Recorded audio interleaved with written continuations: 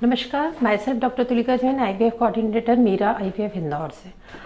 आज हम बात करने वाले हैं how to improve egg quality and quantity.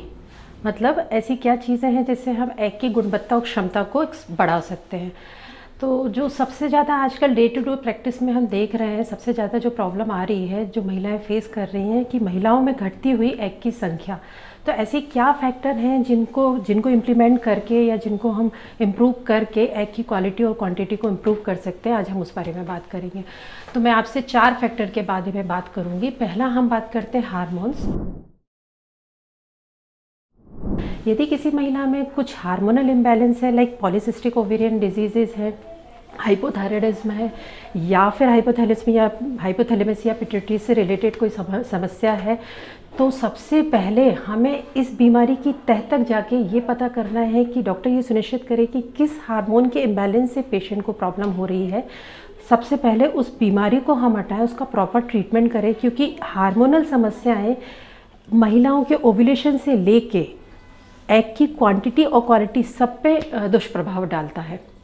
तो हमें जो भी हार्मोनल इम्बैलेंस है उसको ट्रीट करके ही हम एग की क्वालिटी और क्वांटिटी को इम्प्रूव कर सकते हैं। यदि आप इसका प्रॉपर ट्रीटमेंट नहीं लेते हैं तो कभी भी आप इससे बाहर नहीं आ पाएंगे। दूसरी यदि हम बात करते हैं तो डाइट। आजकल भारतवर्ष में trans fat, unsaturated fat, dioxins, refined carbs, इनका इस्तेमाल हम अपने खाने में बहुत ज़्यादा कर रहे हैं। इसके अलावा पेस्टिसाइड्स और फर्टिलाइज़र भी जो है एग की quality, even the reproductive axis पे बहुत दुष्प्रभाव डालता है।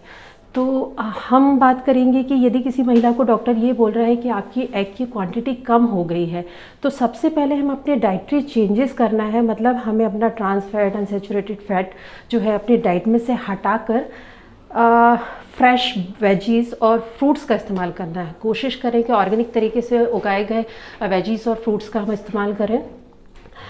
और एक बैलेंस डाइट की यदि हम बात करते हैं तो हमारे खाने में प्रॉपर विटामिन्स, मिनरल्स प्रॉपर मात्रा में पहुंच रहे हैं कि नहीं, तो हमें एक आइडियली एक डाइटिशियन से अपना एक चार्ट बना के उसको फॉलो करना चाहिए।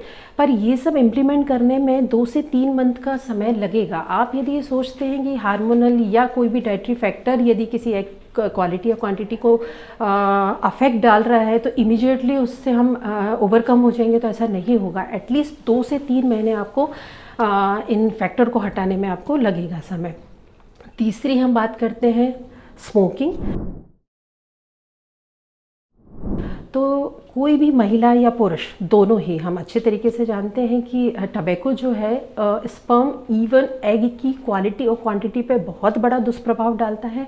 तो हमें किसी भी तरीके से, यदि आप एक्टिव स्मोकर हैं तो डेफिनेटली आपको उसको बंद करना पड़ेगा, तभी आप ये सोच सकते हैं कि हमारी एग की क्वालिटी इम्प्रूव होगी।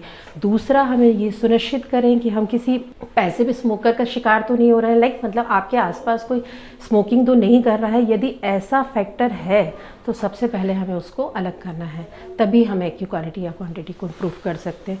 फोर्थ, हम यदि बात करते हैं तो सप्लीमेंट। आजकल भारतवर्ष में 2 तरीके के सप्लीमेंट बहुत ज़्यादा इस्तेमाल हो रहे हैं, जिनका हम देख रहे हैं कि इनका उपयोग करने से हमारी फर्टिलिटी में इम्प्रूवमेंट हो रहा है। फर्स्ट हम बात करते हैं DHEA। DHEA एक तरीके के मेल माइल्ड हार्मोन है जो कि ईस्ट्रोजन और एंड्रोजन में कन्वर्ट होते हैं। ये जो है, यदि अपन डेटा एनालिसिस की बात करें तो डेटा, इससे रिलेटेड जो डेटा है DHEA के सेवन का, बहुत ज़्यादा प्रॉमिसिंग नहीं है। हाँ, एक छोटा सबसेट हम मान सकते हैं महिलाओं का जिससे अफेक्ट हुआ है और उससे क्वालिटी इम्प्रूव हुआ है। DHEA के साथ एक बहुत बड़ा ड्रॉबैक ये है कि हम एल्डरली महिलाओं में ही इसका इस्तेमाल कर सकते हैं। मतलब यदि किसी की फर्टिलिटी एग की क्वालिटी की वजह से कम हो रही है और उसकी एज 30 से कम है, तो डेफिनेटली हम DHEA का इस्तेमाल नहीं करते हैं। DHEA हम 30+ वालों के ही लिए इस्तेमाल करते हैं, पर उसके बहुत ज़्यादा साइड इफ़ेक्ट हैं, लाइक उसमें मुहासे, त्वचा संबंधी कुछ समस्याएं, इसके अलावा ओवेरियन सिस्ट की भी प्रॉब्लम हो सकती है। तो मैं आपको बताऊंगी, यदि DHEA का आप इस्तेमाल कर रहे हैं तो डेफिनेटली आपको ओवर द काउंटर जाके इसका इस्तेमाल नहीं करना है। यदि आपका डॉक्टर सलाह दे रहा है तो प्रॉपर क्वांटिटी और डोज में डॉक्टर दिए गए अनुसार ही आपको इसका इस्तेमाल करना है। दूसरी यदि हम बात करते हैं तो कोएंजाइम Q, हाँ, इस से रिलेटेड जितने भी डेटा हैं कोएंजाइम क्यू से, वो बहुत ही प्रॉमिसिंग है।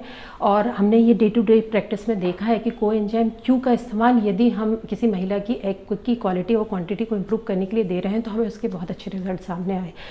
क्या होता है कोएंजाइम क्यू? कोएंजाइम क्यू एक तरीके के माइटोकॉन्ड्रियल एनर्जाइजर है जो कि oocytes की माइटोकॉन्ड्रिया, जो कि कोशिकाओं का पावर हाउस कहा जाता है, ये माइटोकॉन्ड्रियाज, हेल्दी माइटोकॉन्ड्रियाज ही रिस्पॉन्सिबल होते हैं फर्टिलाइजेशन से लेके इम्प्लांटेशन तक। मतलब यदि इन माइटोकॉन्ड्रियाज को कोएंजाइम क्यू जो है इन माइटोकॉन्ड्रियाज को हेल्दी करने के काम आता है, इसलिए कोक्यू के बहुत अच्छे रिजल्ट्स देखे गए हैं। और हम ये बात कर सकते हैं कि जिन महिलाओं में 2 से 3 महीने तक यदि कोएंजाइम क्यू का हमने दिया है मेडिकेशन, तो उसमें बहुत अच्छे रिजल्ट्स आए हैं। पर फिर भी मैं यही बात कहूँगी कि आपके डॉक्टर ये सुनिश्चित करें कि आपके केस में कोएंजाइम क्यू की आवश्यकता है या नहीं। ओवर द काउंटर जाके आपको इसका इस्तेमाल नहीं करना है, डॉक्टर के बताए हुए अनुसार ही आपको इसको लेना है। Last but not least, as जो है वो सबसे बड़ा फैक्टर है एग की क्वालिटी और क्वांटिटी के लिए। मतलब जितनी कम एज में आप अपनी प्रेगनेंसी प्लान करते हैं तो डेफिनेटली उस समय आपके एग की क्वांटिटी प्लस क्वालिटी अच्छी रहती है, आप एक हेल्दी प्रेगनेंसी प्लान कर सकते हैं। मिसकैरेजेस के चांसेस भी बहुत ज़्यादा कम हो जाते हैं कम एज में। तो हमें अपनी बायोलॉजिकल क्लॉक को ध्यान में रखते हुए अर्ली प्रेगनेंसी प्लान करना है और हेल्दी प्रेगनेंसी प्लान करना है। आज एग से रिलेटेड एग की क्वांटिटी और क्वालिटी पे हमने चर्चा करी है। यदि ऐसी परेशानी को फेस कर रहे हैं अपनी लाइफ में, तो आप हमसे संपर्क कर सकते हैं मीरा IVF इंदौर में। Thank you.